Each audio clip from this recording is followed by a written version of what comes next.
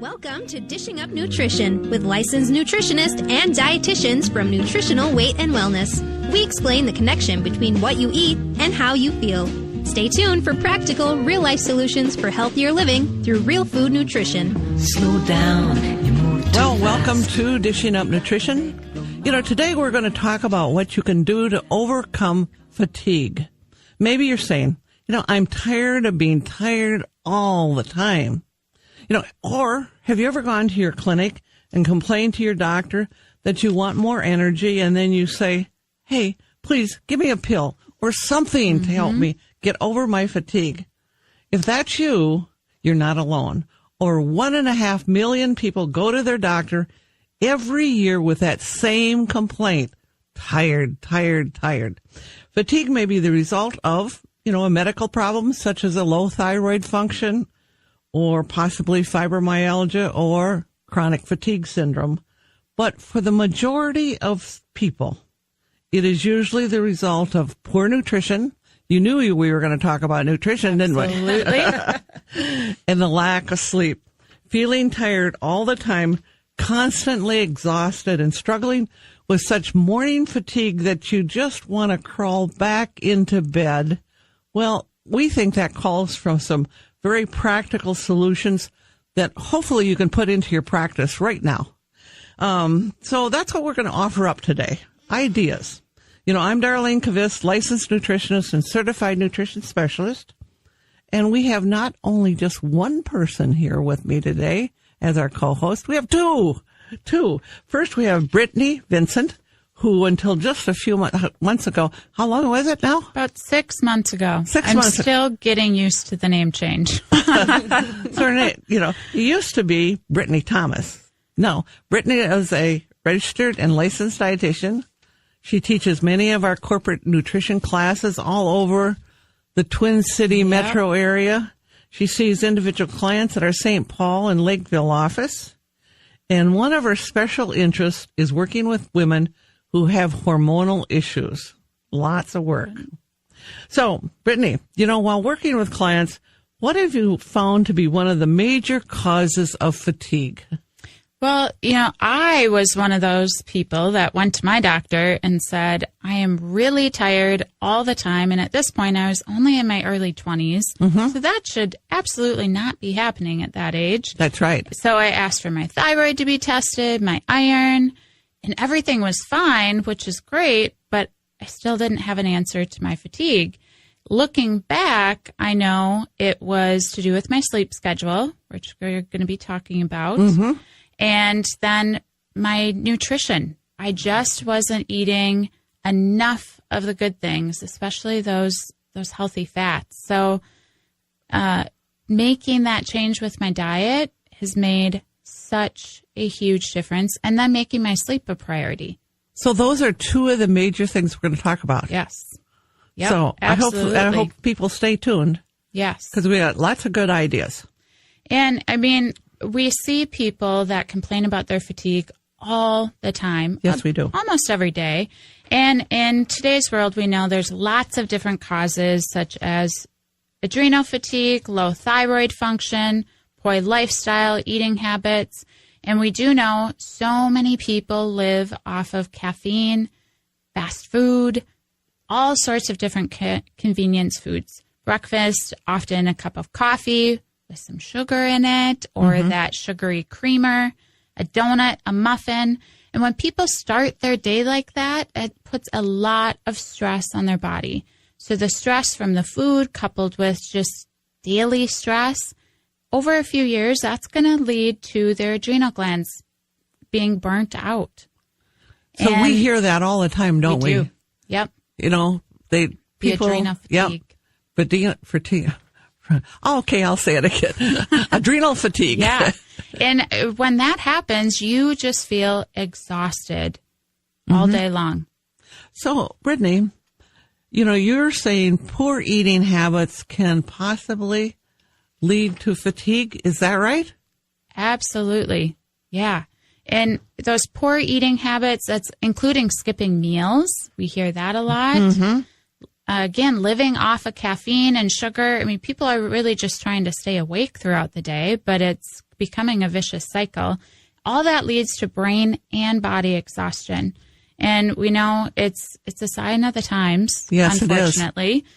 But that is part of what I do is I help people change those negative lifestyle habits and teach them how to eat a nourishing breakfast that's going to give them the energy throughout the day that they need. So you are saying that eating a breakfast will help you with your fatigue and with your energy level. Yes. So, tell me more. Well, I think that if you're going to change one thing as far as your eating, change your breakfast because that really sets the tone for the day. And eating a balanced breakfast, my breakfast varies quite a bit. Oftentimes it's just leftovers. Not a huge fan of eggs. So yesterday I had beef and broccoli and a little potato. Today I had a protein shake. The other day I had a salad for breakfast. And I think getting over the idea that you have to eat breakfast foods for breakfast kind of opens a lot of different doors. But I know eating that way just gives me lots of energy throughout the day.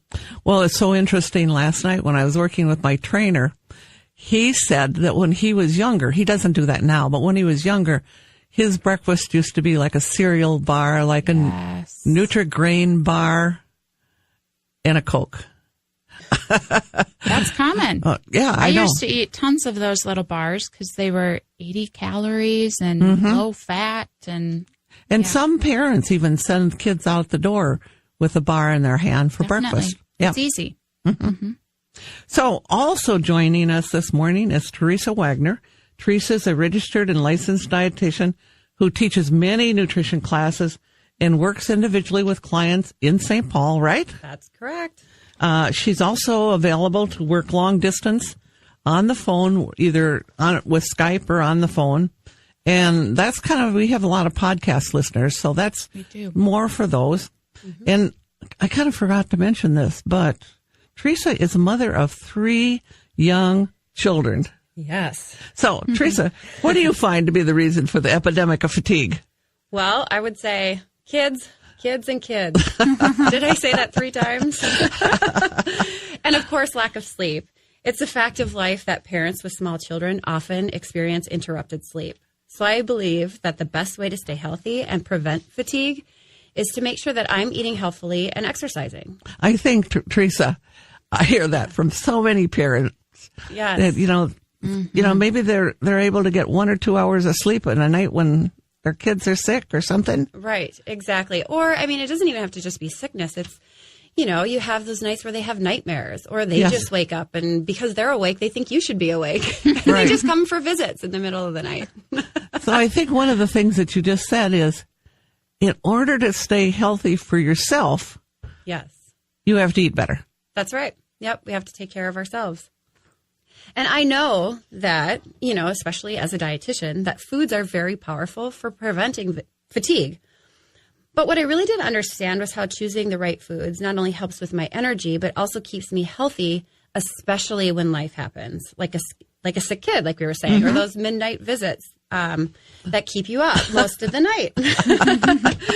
So that's why when I'm working with parents, I focus on helping them develop the habit of eating breakfast like we were talking about earlier. It might be 2 or 3 eggs cooked in butter, a slice of dark rye toast, and a few cherry tomatoes with a couple of spears of broccoli. The eggs and vegetables will supply our brains with the nutrients that we need to energize us. As a parent, I try to have the energy I need so I will be prepared if for some reason I need to be up with one of my kids most of the night so that the next day, if I have to work or when we work, regardless if you go to work or not, so that you can do the work of your day and be effective and be able to think clearly. So kids being up all night, that's one cause of fatigue for sure. Absolutely. Not eating well is another reason. So really, there are many causes of fatigue. And, sometimes it's as simple as a side effect of a medication. Right. Or it might be the result of some chronic illness, or perhaps it is your lousy lifestyle. And we know that a lot of people have lousy lifestyle habits. So you may be wondering, what do I mean by lousy lifestyle habits? Well, I think I know where you're going with this one, Dar. So let's ask our listeners to think about their lifestyle habits. think about what they've been doing the past week. I often ask my clients right away who drink coffee, what are you putting in your coffee? Are you drinking just coffee with heavy cream in it, or are you drinking it with the sugary creamer, or going to a coffee shop and getting those foo-foo coffee drinks with tons of sugar in them? Mm-hmm. And oftentimes it's not just coffee with heavy cream. It is the sugar-laden coffee drinks. Yes, because they're delicious. They are. And, before we continue with this, it's already time for our first break. Okay. You are listening to Dishing Up Nutrition, brought to you by Nutritional Weight and Wellness. A brief announcement for you today. Starting the week of April 9th, a new Nutrition for Weight Loss series begins at 6 convenient locations throughout the Twin Cities. As a dietitian and a teacher of nutrition for weight loss, I love getting the opportunity to see the results of my students. After eating real food for just 2 or 3 weeks, I often hear reports of more energy, better moods, fewer aches and pains, even sleeping better, again, in just 2 or 3 weeks. So this 12-week class series can really be life-changing for you. So call 651-699-3438 to sign up, or go to weightandwellness.com to find the location. And I'm excited to be teaching starting that week, Thursday nights in St. Paul. And people talk about your teaching and they love it. Oh, well, thank you. Of course, I could say that about all of our teachers. Yes, all right. absolutely. We'll be right back. Well, welcome back to Dishing Up Nutrition. Today we're discussing ways you can overcome fatigue. If you want more energy, take a look at your diet and follow some of our simple guidelines. Drink lots of water. A dehydrated body and brain can lead to a tired and exhausted person. So we recommend about 8 to 10 glasses of water, and that's going to help you maintain your energy. And guideline number 2, be careful with your caffeine consumption. It's best to limit your caffeine to 1 or 2 drinks a day of caffeine. Drinking more than 1 or 2 cups may make you anxious, irritable, fatigued, because too much caffeine can cause dehydration, and then that can interfere with your quality of sleep. It all goes together. Yes, it does. So next Saturday, we have another interesting show. We have Cassie and Joanne, and they're going to be talking about anti-aging nutrition. That sounds interesting. And I'm going to be listening, and I think everybody will be, because who doesn't want to know how to keep those wrinkles away? Exactly. So obviously they're going to have to talk about that. So before the break, we were talking about coffee and people drinking those sugary coffee drinks. Is so common nowadays. Yes, and I actually have a personal story to share, because 7 weeks and 3 days ago, but who's counting? And 22 seconds. That's right. About this time was my last coffee. And the reason why I'd given it up is I just wasn't sleeping as well as I thought I should be. And for just various other reasons, I think as dietitians, we always like to experiment with our diet as well. Yeah. But what I have found now that it has been out of my system for a while is that I do sleep better. Mm-hmm. It is more sound sleep. And one of the things that I find that most interesting is that it's just that in the morning when we're rushing around trying to get everything together, get the kids off to school, get ready for work, just the things of the day, is that my irritability level and my irritability level is down, but my patience level is up. And it's just a much more calm feeling in the morning, which has been such a benefit. So, Teresa, how much coffee were you drinking each day before? That's hard to say. Oh, okay. Because it would vary from day to day. I wasn't the person that would drink coffee all day. It was really limited to the morning. But, a cup of coffee, I think a lot of times we think of a cup of a coffee.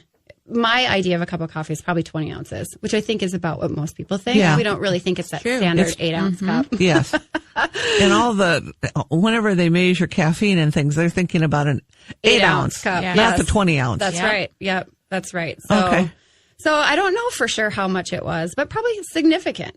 So you're less irritable. Less irritable. More patience. Yes. And you're sleeping better. Yes. Yes, it's fantastic. Sounds like a win. It is a win. And I just don't think that people realize how much coffee can affect the quality of their sleep. As dietitians and nutritionists, we know that lack of sleep is the number one cause of daytime fatigue, which makes a whole lot of sense. It does. And I think that's another thing that it's really hard for people to understand. Yeah. That fatigue goes back to how well you didn't sleep. Yep. So, a lot of times clients tell me, but I only drink a cup of coffee at breakfast. So how can that possibly be affecting my sleep? Have you ever heard that? Definitely. Yes.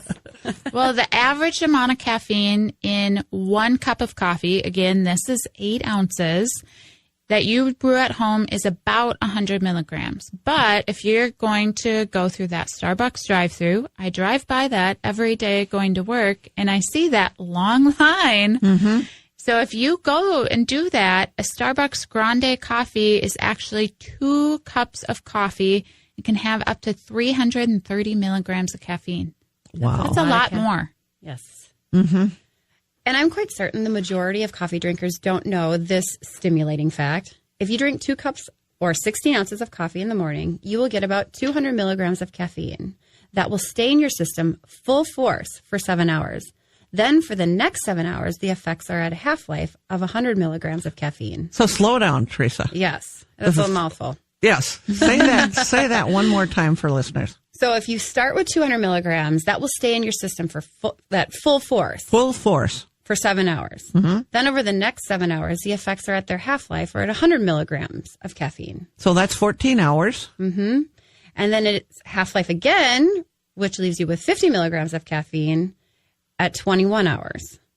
Wow. So this can be affecting your system for quite a while. That's a long time. So That is a long time. So that 20 ounces that I was drinking was right. probably, affecting me well into the evening. And so that's why you were really having trouble sleeping. Right. So this caffeine could be affecting the quality of sleep, like we were saying. But caffeine can also cause what we call surface sleep, which is lightly sleeping throughout the entire night. And that's not good quality sleep. And were you kind of surface sleeping when you were drinking caffeine? I'm not sure, but probably because I would wake up quite a bit throughout the night. So that would be my guess. Yeah. Mm-hmm. If you start your day with that Starbucks Grande coffee with 330 milligrams of caffeine, you will end up with at least 82.5 milligrams of caffeine in your system at 21 hours. That's almost a whole cup of coffee if it was like 100 milligrams. Yes. Wow. Yes. Mm-hmm. No wonder. Right. And some people are just more sensitive to caffeine than others. Yes. And so, depending on the person, it can really cause a major effect. Absolutely. And as dietitians and nutritionists, we know all the research really reports that people need at least 7.5 hours of sleep most nights to lose weight and to have the energy that they want. So I suggest, why not try to give up your coffee for a few weeks? See what it does, because you might find, like Teresa did, you sleep better, you have more energy, maybe it affects your moods, and then it's definitely worth it. She did not have coffee this morning? Yeah. No coffee and she sounds great. Yeah. She's awake and alive. So now I want to address some what I call lousy lifestyle habits. And one lousy lifestyle habit that many people have, which results in them being fatigued and not getting sufficient sleep, is not having a set time to go to bed. Yes. Sometimes they go to bed at 10. Sometimes they go to bed at 2, and really a lot of them go to bed at 2. They get wrapped up in watching TV, whatever's on, late night, or even something that isn't even interesting. They still watch it. Or they're posting on Facebook, or they're playing games on the computer. That's another big one. These people, they seem to lack the ability to set a schedule and to follow it. Yep. So then, therefore, they're short on sleep all the time. Yes. And they're they're a little anxious all the time. Because lack of sleep causes, like you said, anxiety. Yep. Irritability. Mm-hmm. Isn't it interesting? And that was part of my problem, is at the time my work schedule varied from day to day. So some days I'd have to be to work at 6, some days at noon. So my sleep schedule, I did not have a set time to go to bed. And that I absolutely know contributed to my extreme fatigue. You know, one of the other things besides watching TV, people will decide, oh, I have to do my laundry now. Oh, right. Yes, absolutely. All of those things are just stimulating your brain and actually reducing the production of melatonin. And sometimes I think people drink the extra coffee. Yeah. So they get the energy. Yeah. Yeah. Definitely. And teenagers.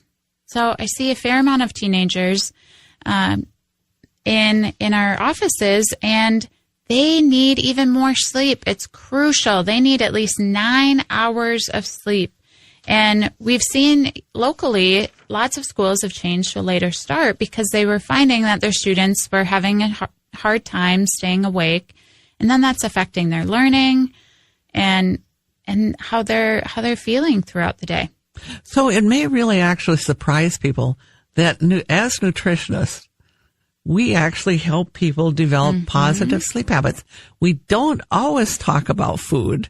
We talk about habits a lot. Absolutely. So developing good sleep hygiene, that's what they always call it. Yeah. Sleep hygiene. It takes time, and it really takes a commitment to your health. These changes just don't come easy for people. No, they really don't. It takes time. So we're going to talk more about those habits when we come back, but it's already time for our second break. You are listening to Dishing Up Nutrition, and I have another announcement for you. Starting April 15th through May 15th, we are offering 5 of our 90-minute classes for only $10. $10. You cannot beat that. And these very popular classes are designed to provide you with solutions to common health concerns. You may be interested in eating to reduce pain and inflammation, or nutrition solutions for better digestion, or nutrition to reduce your cancer risks. So for the day and location, check our website, weightandwellness.com, or just call 651-699-3438, and we'll be happy to answer any of your questions. Welcome back to Dishing Up Nutrition. If you're tired of being tired all the time, I have a couple more ideas for you to boost your energy. Number 1, eat breakfast. Food, especially real food, boosts your metabolism and gives your body and brain energy. So what you just said, it boosts your metabolism. Yeah. That should turn everyone on to listen. Right. That's right. Eating to lose, right? That's right. Number 2, don't skip meals. Going without food for too long allows your blood sugar level to drop, and you will experience low blood sugar and fatigue. As a dietitian, I work with clients who want more energy and better health through eating better. Call our office at 651-699-3438 and set up an appointment. And be sure to check to see if your insurance will cover the cost of your appointment. That's something new. Yeah. More and more health insurances are doing Wonderful. So before the break, we were talking about sleep hygiene and all of the habits that go with sleep. And a lot of our clients come in and they've been diagnosed with adrenal burnout or adrenal fatigue, chronic disease. Many of you listening might have also been diagnosed with that. Well, many experts recommend going to sleep by at least 10:30 or 11 p.m. and sleeping until 8:30 or 9 a.m. So that really means getting 9.5 to 10 hours of sleep. Sounds perfect. Right? Yes. Sounds perfect. And even if you don't have a chronic health condition, like myself, I know I really need 9 hours to feel my best. And I just have to make it a priority to get that much. Because our brain, our body, it actually heals while we're sleeping. So that is crucial. Yes, and even yesterday I had a client who has fibromyalgia, or I should say she put her fibromyalgia into remission. She had such a hard time sleeping, and it was because of the pain of the fibromyalgia, which pain from fibromyalgia makes it very difficult to go to sleep. And then with that lack of sleep, it increases your perception of pain. You know, being tired increases perception of pain.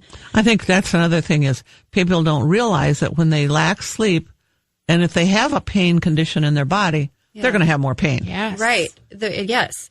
And then the symptoms of fibromyalgia just keep increasing as well. Increasing. So it was just that sort of vicious cycle that she was on. But in any case, she had changed her eating. and put her fibromyalgia into remission. And she was so happy that the answer was just making changes at the grocery store. It wasn't a change in medication. It was just what she ate. And just making changes in the grocery store.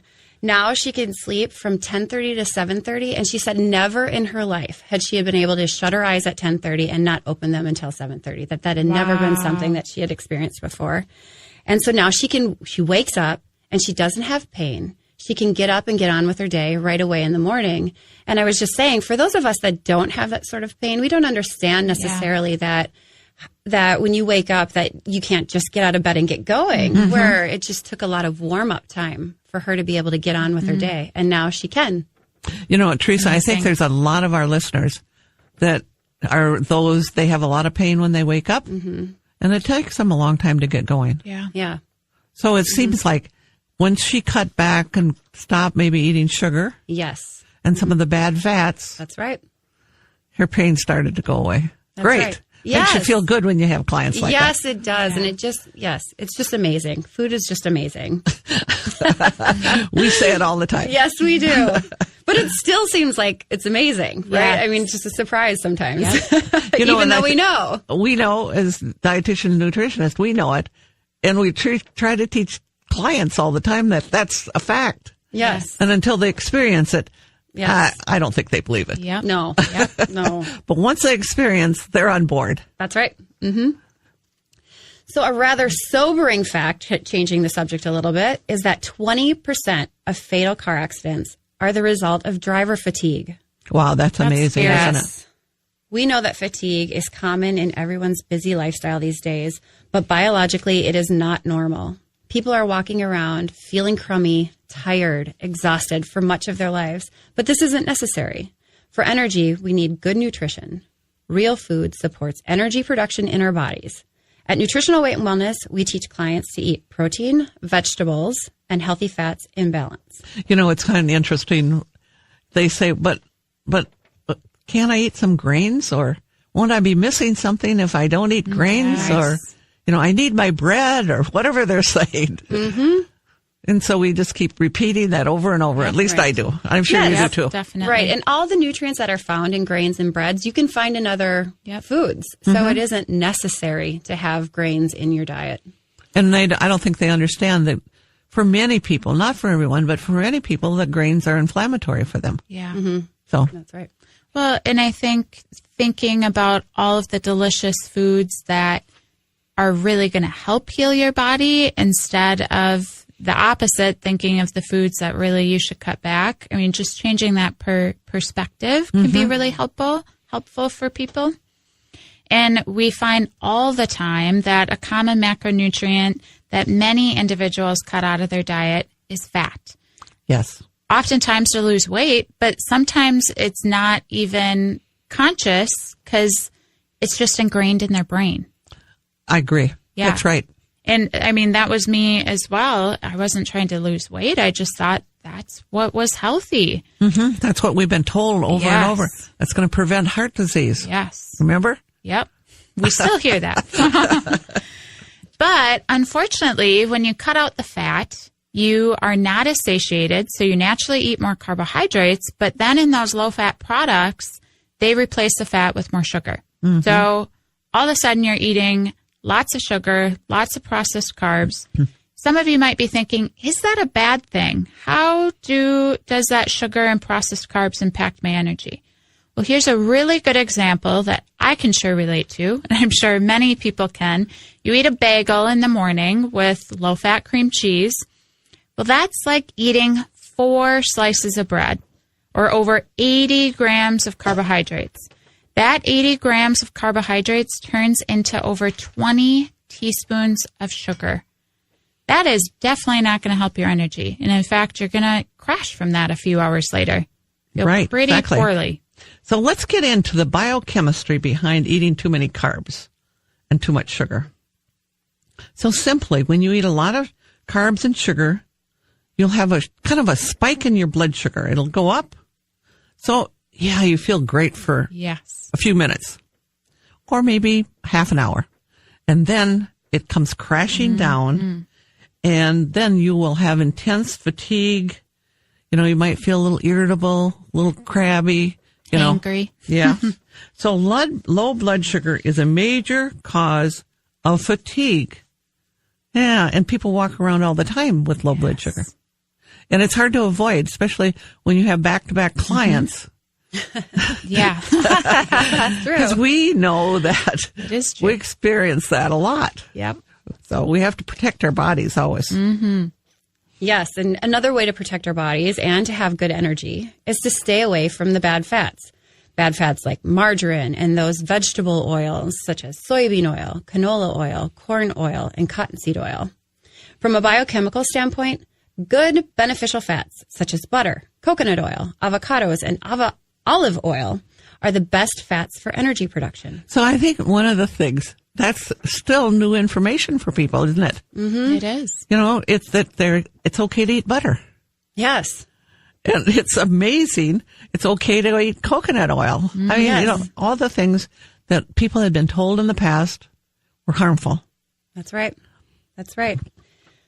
And we also have to remember that our brain is made up of fat. 60% of our brain is fat, in fact, and 25% cholesterol. So eating beneficial fat will nourish your brain and will support your metabolism for energy and for weight loss. So, from time to time, a lack of energy and exhaustion can be caused from a simple deficiency of vitamin D. Yes. And your vitamin D level should be somewhere between 50 and 80 to feel really good. However, we have clients that come in that their levels are under 20, maybe 8, 16, and they are fatigued, and sometimes their bones even ache. And it's kind of interesting to know that often bone pain, and sometimes older people have this, bone pain can be just a deficiency of vitamin D. That's crazy, isn't it? And low moods. Oh, yeah. Yeah. Low moods. Yeah. It's amazing all the things vitamin D affects in your body. So it is time for our third break already. You are listening to Dishing Up Nutrition. I have one last announcement to make. We have videotaped our Nutrition for Weight Loss classes, so you can take this life-changing series online. So if you are one of our listeners outside of the Minneapolis-St. Paul area, the online Nutrition for Weight Loss classes are a perfect option for you to get the information you need to lose weight, restore your energy, and your health. Some of our clients have lost 10 pounds, while others report losing 100 pounds by eating real food. The online Nutrition for Weight Loss program may be the answer that you have been looking for. So check it out at weightandwellness.com. And one other thing, the Nutrition for Weight Loss plan, you do not have to starve. Oh, absolutely not. You have are to eat satisfied all day, which is great. We'll be right back. Welcome back to Dishing Up Nutrition. If you are struggling with your energy, I have 2 more suggestions for you to try. Number 1, don't crash diet. You know those diets. They're 500, 800 calories. They have you exercising all the time. You know the diet that lasts for about 5 days. It's not a sustainable diet. Leaves you angry, maybe hangry, as we like to say, hungry and angry. Those low-calorie, low-fat diets don't contain enough energy for your body's needs. A typical crash diet deprives you of nutrients, such as key vitamins and minerals. So what we want to do is we want to eat real food in balance, which will give you energy. Number 2, eat iron-rich foods. Women, especially those who have been on a calorie-restricted diet or who have been on those crash diets, can be prone to an iron deficiency. We recommend including grass-fed red meat in your diet, coupled with spinach sautéed in butter for an energy-packed meal. I'm really glad you brought that up, Teresa, because just recently I've had 2 clients who I suspected they had low iron, and some common symptoms, a very strange one, is actually chewing ice. So people that seek out ice and chew it, that usually means you're iron deficient. Thinning hair, extreme fatigue, difficulty losing weight. So I recommended that these 2 women go to their doctor and ask for their hemoglobin, but also their ferritin which is your iron storage marker. And after supplementing even a week, they felt so much better, so much more energy. And guess what? They started losing weight. So was their ferritin level low on these ladies? Yes. So optimally, we want it to be at least 75. Yes. One of them was 5. Oh, my gosh. So you can imagine She was how exhausted. poorly. Well, and she didn't realize how poorly she felt because she was just became so used to it. Right, that's and her we new do hear normal. that a lot. We do. Yes. Yep. So if you're suspecting that, definitely get those lab tests done. And before the break, we were also talking about vitamin D. That's a good one to ask your doctor, especially living in the Midwest. Many people are deficient. And again, we get people that come in, they're so tired, so run down. Another area that I look at is gut health. Sometimes they just can't digest and break down their food, so they're not getting sufficient nutrients. I think that's happening to a lot of people. I think so too. Absolutely. So, for example, another deficiency that's common is vitamin B12.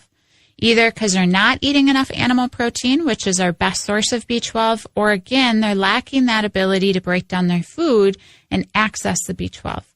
And when looking at your lab value, it should be at that upper half of the range just to feel optimal and your body to work optimally. For your B12. Yes, for your Yes. B12. Okay. Yep. So those individuals often need a probiotic like Bifido, but one that we find really helpful is a digestive enzyme supplement. So Orthomolecular's OrthoDigestzyme, it's a mouthful, that can be really, really helpful to help digest, especially the meat. I think people don't realize that when they eat meat, and if they can digest it, Yep. that's how they make their B12. Yes. Right. It's really simple. It is simple. Yeah. But if you're not eating meat or you can't digest it, Yep. very low B12 and you have fatigue. And it affects your memory, Yes. your mood, all sorts of different things. Your muscles. Yes. And another thing that that Digestzyme has is it has some hydrochloric acid in it, Yep. which I think sometimes we're low in B12 because we just don't have enough acid in our stomach Absolutely. in order to have that adequate levels of B12. That's a good point, Teresa. Yep. Many people are fatigued because they are eating inflammatory foods. So inflammatory foods, are you grabbing a handful of M&Ms here or there? Are you grabbing the Starburst? You know, are you having the crackers with those oils we talked about, the hydrogenated oils or the soybean oil, cottonseed oil? So a question you have to ask yourself is the food I'm eating helping or hurting my energy level? And I wonder how many people actually think that's right. I don't think a lot of times we are thinking about energy and food. Right. But our longtime listeners know it's no secret that processed foods, fast foods, most convenient foods negatively affect our health and zap our energy. Perhaps that morning blueberry muffin that you eat every day during your break at work puts you in a sugar coma. Your lack of energy will only stop if you stop eating the foods that is zapping your energy and causing that fatigue. And sometimes that's hard to do. It's very hard to do. It's hard. But once people start realizing what it's doing to their energy level and their health, then they have more motivation to really try and Yes. just change. Yes, that's so true. And especially if they're meeting with one of you two. Well, and I think just looking at the food and is this going to help me feel better or not, and thinking of it that way can really make that choice a lot easier. And another energy zapper I know we all find very common is eating foods that you're sensitive to. So underlying food intolerances, such as gluten, that's a very common one, could be also causing your fatigue. So if you're suffering from fatigue, you might consider trying to eliminate sugar, but also those gluten grains. So basically anything with flour, wheat, barley, rye, spelt, kamut, that's where we find gluten. And you need to do this for 100% of the time for at least 3 weeks to really see a difference. I agree with you. It can't be eliminating gluten for 2 days and then you think that's enough. That's right. Yeah. And Or a lot just kind of eliminating it. Yeah, right? Eating a little bit every day. Yeah. So I just had a half 100%. of a piece of toast. And a lot of people feel so much better that they don't even want to go back to eating it. It's just changing those habits. And like you said, if people will do it for 3 weeks, very consistently. So basically, what are they eating then? I mean, they're eating meat, right? Yep. Or eggs. Yep. Or Healthy fish. fats. And then some healthy fat, some butter, some coconut oil, something like that, and a bunch of vegetables. Yep. And that's the part that I think people find is a little tricky, and they need to be creative at how they make their vegetables. Yeah. They need to cook them in some butter. Make it more exciting. I have a little trick that I use. I put a little bit of butter in, a little bit of ghee, which is clarified butter, a little bit of coconut oil, and a little bit of avocado oil. And that's what I saute my vegetables in. Oh, yum. And it's great. It's interesting how when you combine those 3 different or 4 different oils, you have intense, great taste, and the vegetables are easy to eat then. Yeah. And then I always try to throw in a bunch of different vegetables. I just don't eat broccoli. I eat a variety of vegetables. Variety is good. Yep. So, if you are tired of being tired all the time, we hope you realize that your check engine light is on and you need to make some nutritional changes. We love to help you make these changes so you just don't have to feel fatigued all the time. And instead, you're going to have a lot of energy and vitality and kind of a new zest for life. And who doesn't want that? That's right. So our goal at Nutritional Weight and Wellness is to help each and every person experience better health through eating real food. It's a simple yet powerful message. Eating real food is life-changing. So thanks for listening. Thanks, Brittany. Thanks, Teresa. You're welcome. Thank It was an you. interesting show. Thanks for listening to Dishing Up Nutrition. If you enjoy this podcast, please share your favorite episodes with a friend or leave a review on iTunes, Stitcher, or iHeartRadio. The content and opinions expressed are those of the hosts or presenters. They are not intended to diagnose, treat, cure, or prevent disease. Product statements have not been evaluated by the FDA.